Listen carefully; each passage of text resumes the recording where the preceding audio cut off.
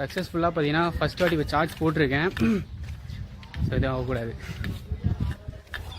இப்போ நம்ம கோயிலுக்கு தாங்க போக போகிறோம். ஸோ வரதராஜ பெருமாள் கோயிலுக்கு போக போகிறோம்.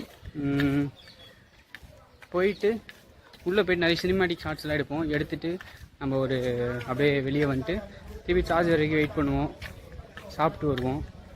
ஓகேவா, பார்ப்போம், உள்ளே போய் பார்ப்போம்.